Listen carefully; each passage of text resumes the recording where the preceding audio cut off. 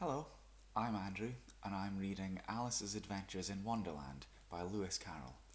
Chapter 3, A Caucus Race and a Long Tail. They were indeed a queer-looking party that assembled on the bank. The birds with draggled feathers, the animals with their fur clinging close to them, and all dripping wet, cross and uncomfortable. The first question, of course, was how to get dry again. They had a consultation about this, and after a few minutes it seemed quite natural to Alice to find herself talking familiarly with them, as if that she had known them all her life. Indeed, she had quite a long argument with the Lorry, who at last turned sulky, and would only say, "I am older than you and must know better." And this Alice would not allow without knowing how old it was, and as the Lorry positively refused to tell its age, there was no more to be said. At last the mouse, who seemed to be a person of authority among them, called out, "Sit down, all of you, and listen to me. I'll soon make you dry enough." They all sat down at once in a large ring, and the mouse, in the middle.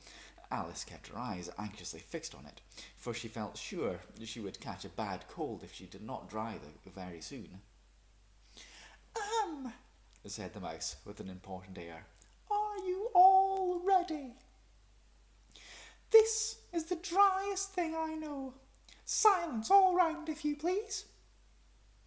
William the Conqueror, whose cause was favoured by the Pope, was soon submitted to by the English, who wanted leaders and had been of late much accustomed to usurpation and conquest.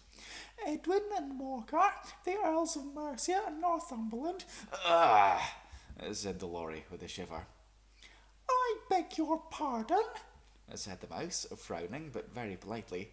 "Did you speak?" "Oh, not I," said the Lorry hastily. "I thought you did," said the mouse. "I proceed. Edwin and Morcar, the Earls of Mercia and Northumbria, declared for him, and even Stigand, the patriotic Archbishop of Canterbury, found it advisable that—" "Found what?" said the duck. "Found it," the mouse replied rather crossly. "Of course you know what it means." "I know what it means well enough when I find a thing," said the duck. "It's generally a frog or a worm. The question is, what did the Archbishop find?" The mouse did not notice this question, but hurriedly went on. "Found it advisable to go with Edgar Atheling to meet William and offer him the crown. William's conduct at first was moderate, but the insolence of his Normans— How are you getting on, my dear?" it continued, turning to Alice as it spoke. "Oh, as wet as ever," said Alice in a melancholy tone. "It doesn't seem to me to be dry at all." "In that case," said the dodo solemnly, rising to its feet, "I move that the meeting adjourn for the immediate adoption of more energetic remedies." "Speak English," said the eaglet. "I don't know the meaning of half those long words, and what's more, I don't believe you do either." And the eaglet bent down its head to hide a smile. Some of the other birds tittered audibly. "What I was going to say," said the dodo in an offended tone, "was that the best thing to get us dry would be a caucus race." "What is a caucus race?" said Alice. Not that she much wanted to know, but the dodo had paused as if it expected that somebody ought to speak, and no one else seemed inclined to say anything. "Why," said the dodo, "the best way to explain it is to do it. And you might like to try the thing yourself some day. I will tell you how the dodo managed it. First, it marked out a race course in a sort of circle. The exact shape doesn't matter," it said, and then all the party were placed along the course here and there. There was no 1, 2, 3 underway, but they began running when they liked and left off when they liked, so that it was not easy to know when the race was over. However, when they'd been running half an hour or so and were quite dry again, the dodo suddenly called out, "The race is over!" And they all crowded round it, panting and asking, "But who has won?" This question the dodo could not answer without a great deal of thought, and it sat for a long time with one finger pressed on its forehead, the position in which you usually see Shakespeare in the pictures of him. While the rest waited in silence, at last the dodo said, "Everybody has won, and all must have prizes." "But who is to give the prizes?" quite a chorus of voices asked. "Why, she, of course," said the dodo, pointing to Alice with one finger, and the whole party at once crowded round her, calling out in a confused way, "Prizes! Prizes!" Alice had no idea what to do, and in despair she put her hand in her pocket and pulled out a box of comfits. Luckily the salt water had not got into it, and handed them round as prizes. There was exactly one apiece all round. "But you must have a prize herself. She must have a prize herself, you know," said the mouse. "Of course," the dodo replied gravely. "What else have you got on your pocket?" he went on, turning to Alice. "Oh, only a thimble," said Alice sadly. "Hand it over here," said the dodo. Then they all crowded round her once more, while the dodo solemnly presented the thimble, saying, "We beg your acceptance of this elegant thimble." And when it had finished the short speech, they all cheered. Alice thought the whole thing very absurd, but they all looked so grave that she did not dare to laugh, and as she could not think of anything to say, she simply bowed and took the thimble, looking as solemn as she could. The next thing was to eat the comfits. This caused some noise and confusion as the large birds complained that they could not taste theirs, and the small ones choked and had to be patted on the back. However, it was over at last, and they sat down again in a ring and begged the mouse to tell them something more. "You promised to tell me your history, you know," said Alice, "and why it is you hate C and D," she added in a whisper, half afraid that it would offend the mouse again. "Mine is a long and sad tale," said the mouse, turning to Alice and sighing. "Oh, it is a long tale, certainly," said Alice, looking down with wonder at the mouse's tail. "But why do you call it sad?" And she kept on puzzling about it while the mouse was speaking, so that her idea of the tale was something like this. "Fury said to a mouse that he met in the house, 'Let us both go to law, I will prosecute you. I'll take no denial, we must have the trial, for really this morning I've nothing to do.' Said the mouse to the cur, 'Such a trial, dear sir, with no jury or judge, would be wasting our breath. I'll be judge, I'll be jury, and cunning old Fury, I'll take the whole cause and condemn you to death.'" Its tale looks like that. A long and sad tale indeed. "You are not attending," said the mouse to Alice severely. "What are you thinking of?" "Oh, I beg your pardon," said Alice very humbly. "You had not got to the fifth bend, I suppose." "I had not," cried the mouse, sharply and angrily. "And not?" said Alice, always ready to make herself useful and looking anxiously about her. "Oh, do let me help you undo it." "I shall do nothing of the sort," said the mouse, getting up and walking away. "You insult me by talking such nonsense." "I didn't mean it," pleaded poor Alice, "but you're so easily offended, you know." The mouse only growled in reply, or maybe in the mouse's voice. "Oh, please come back and finish your story," Alice called after it, and the others all joined in the chorus. "Yes, please do." But the mouse only shook its head impatiently and walked a little quicker. "Oh, what a pity it wouldn't stay," sighed the lorry, as soon as it was quite out of sight, and an old crab took the opportunity of saying to her daughter, "Ah, my dear, let this be a lesson to you never to lose your temper. Hold your tongue, ma, said the young crab, a little snappishly.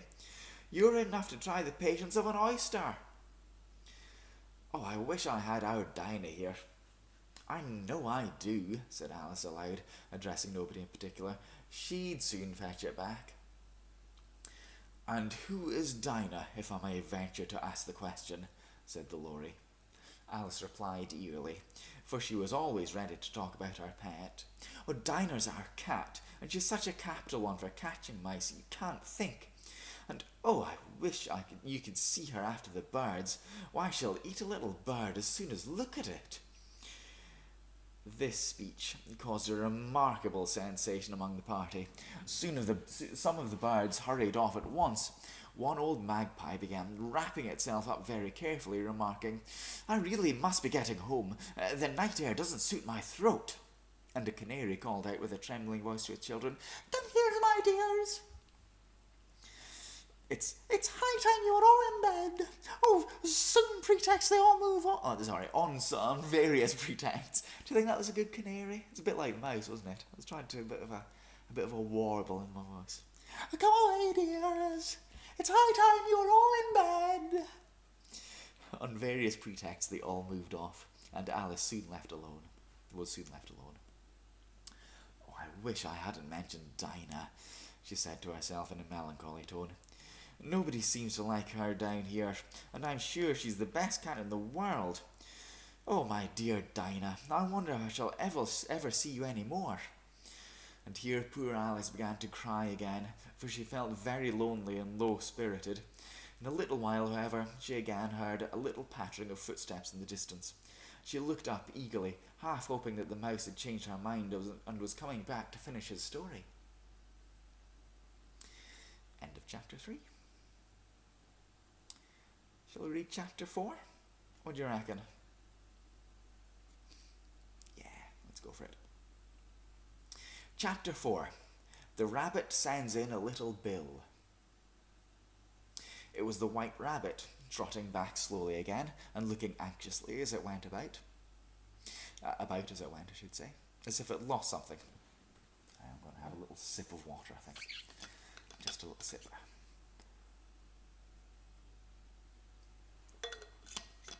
It was the White Rabbit, trotting slowly back again and looking anxiously about as it went, as if it had lost something. And she heard it muttering to itself, Oh, the Duchess, oh my paws, oh my fur and whiskers. She'll get me executed as sure as ferrets are ferrets. Where can I have dropped them, I wonder?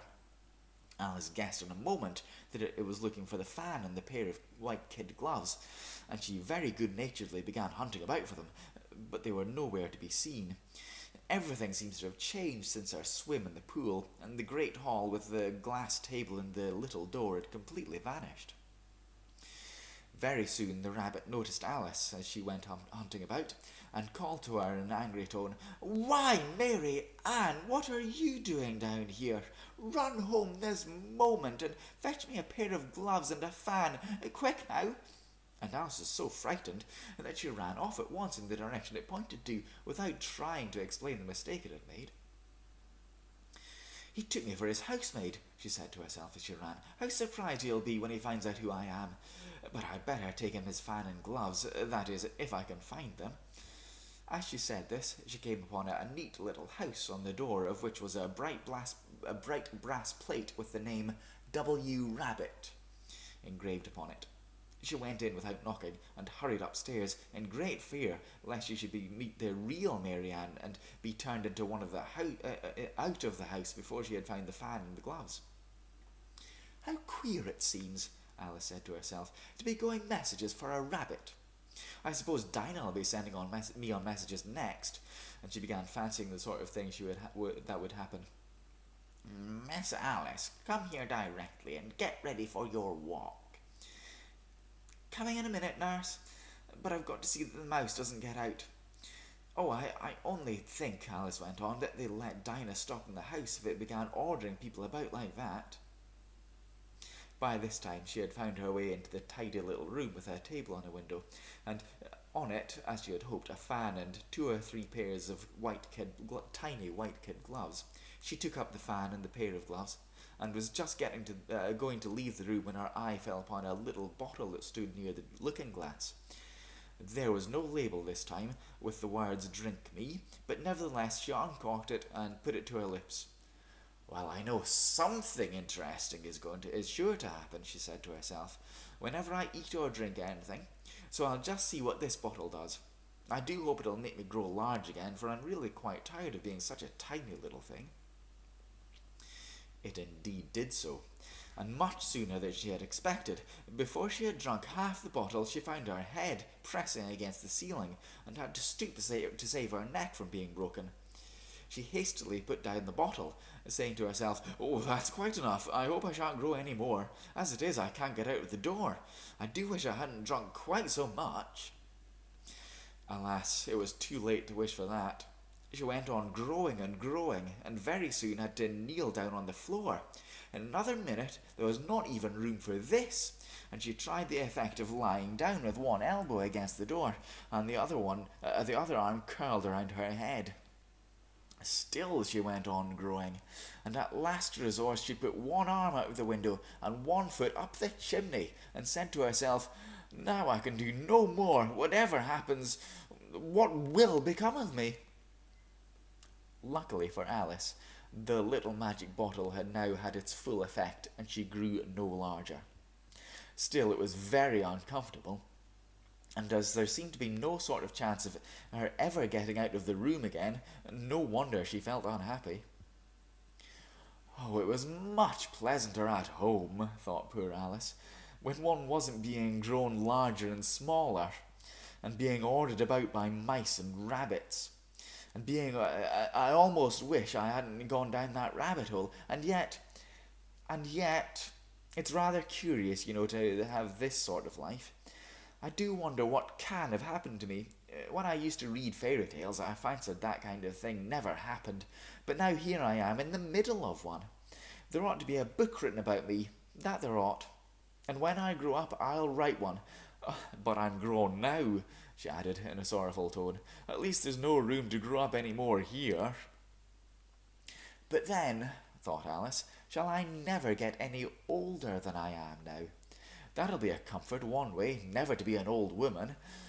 But then always to have lessons to learn. Oh, I shouldn't like that. Oh, you foolish Alice, she answered herself. How can you learn lessons in here? Why, there's hardly enough room for you, and no room at all for any lesson books. And so she went on, taking first one side and then the other, and making quite a conversation out of it altogether. But after a few minutes she heard a voice outside and stopped to listen. "Mary Ann, Mary Ann," said the voice, "fetch me my gloves this moment." Then came a little pattering of feet on the stairs. Alice knew it was the rabbit coming to look for her, and she trembled till she shook the house, quite forgetting that she was now about 1,000 times as large as the rabbit, and had no reason to be afraid of it. Presently the rabbit came up to the door and tried to open it, but as the door opened inwards and Alice's elbow was pressed hard against it, that seemed to prove a failure. Alice heard it say to itself, "Then I'll go round and get in at the window." "That you won't," thought Alice, and after waiting till she fancied she heard the rabbit just under the window, she suddenly spread out her hand and made a snatch in the air. She did not get hold of anything, but she heard a little shriek and a fall and a crash of broken glass, from which she concluded that it was just possible it had fallen into a cucumber frame or something of the sort. Next came an angry voice, the rabbit's. "Pat, Pat, where are you?" And then a voice she had never heard before. "Sure, I'm there, digging for apples, your honour." "Digging for apples, indeed," said the rabbit angrily. "Here, come and help me out of this." Sounds of more broken glass. "Now tell me, Pat, what's that in the window?" "Oh, sure, it's your arm, your honour." He pronounced it arm. "An arm, you goose. Whoever saw one that size? Why, it fills the whole window." "Sure it does, your honour, but it's an arm for all that." "Well, it's got no business there at any rate. Go and take it away." There was a long silence after this, and Alice could only hear whispers now and then, such as, Sure, I don't like it, Your Honour. At all, at all. Do as I tell you, you coward. And at last she spread out her hand again and made another snatch in the air. This time there were 2 little shrieks, and more sounds of broken glass. What a number of cucumber frames there must be, thought Alice. I wonder what they'll do next. As for pulling me out of the window, I only wish they could. I'm sure I don't want to stay in here any longer. She waited for some time without hearing anything more, and at last came a rumbling of little cartwheels, and the sound of a good many voices all talking together. She made out the words, "Where's the other ladder? Why, I hadn't to bring but one. Bill's got the other. Bill, fetch it here, lad. Put 'em up at this corner. No, tie 'em together first.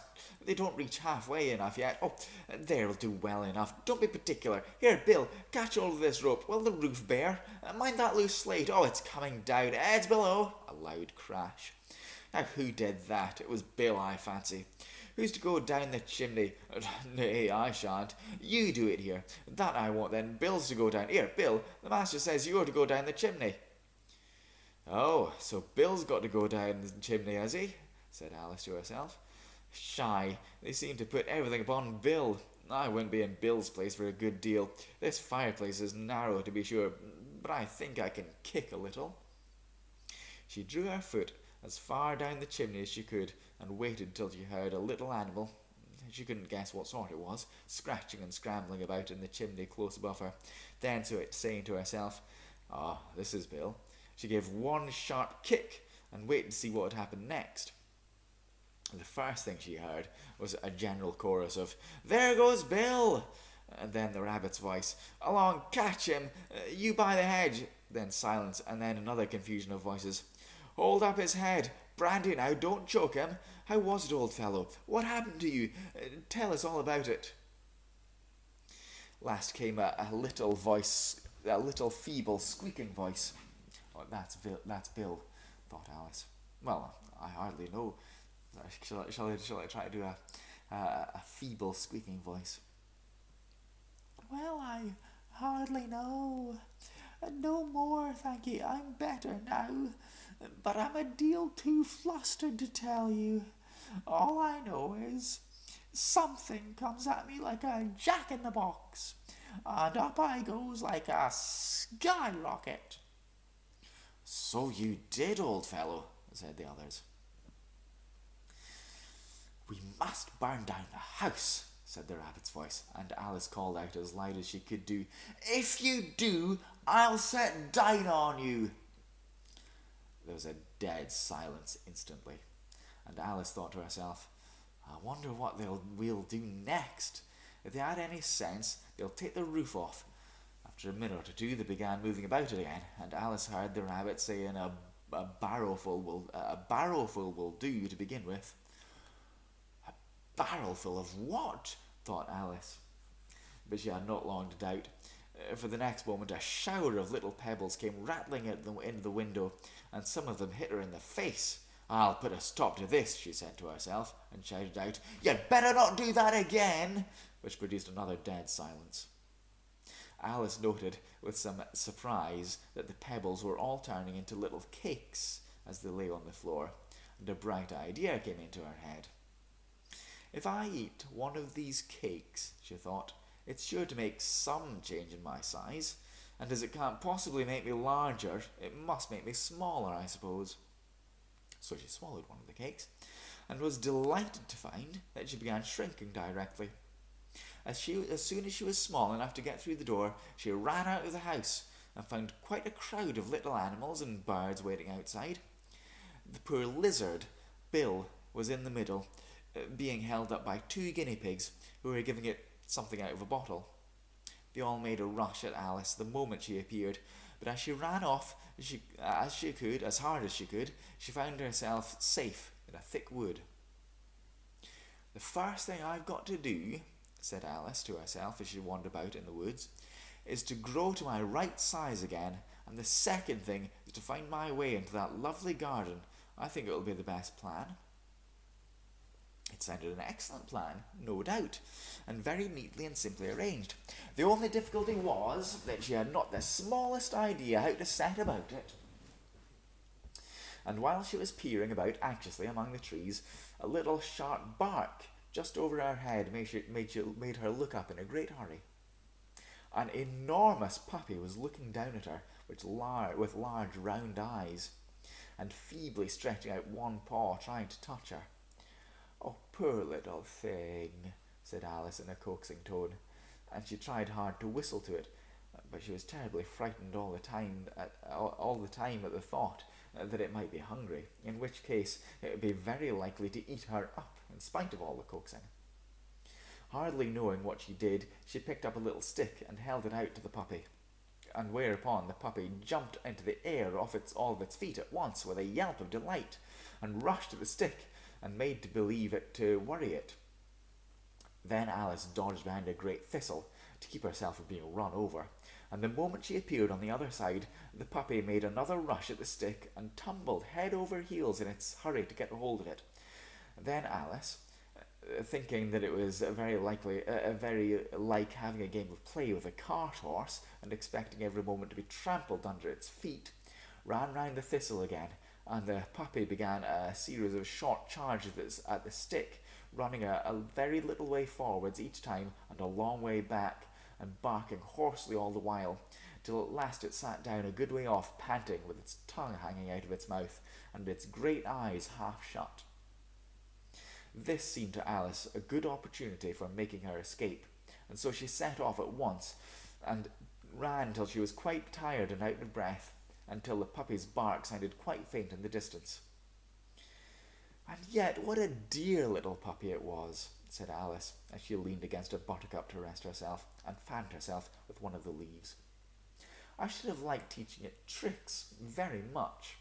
If only I'd been the right size to do it. Oh dear, I'd nearly forgotten that I've got to grow up again. Let me see, how is it to be managed? I suppose I ought to eat or drink something or other, but the great question is, what?" The great question certainly was what. Alice looked all around her at the flowers and the blades of grass, but she did not see anything that looked like the right thing to eat or drink under the circumstances. There was a large mushroom growing near her, about the same height as herself, and when she had looked under it, and on both sides of it, and behind it, it occurred to her that she might as well look and see what was on the top of it. She stretched herself up on tiptoe, and peeped over the edge of the mushroom, and her eyes immediately met those of a large caterpillar that was sitting on top of it, with its arms folded, quietly smoking a long hookah, and taking not the smallest notice of her or anything else. End of chapter 4. That was pretty good, wasn't it? I like that massive character cast of new animals. They sound like great fun. What do you think's going to happen in the next chapter? Is she going to get to the right size yet? And what's that large caterpillar going to say to her? We'll find out next time, I suppose. I'll see you then. Thank you for watching. Bye-bye.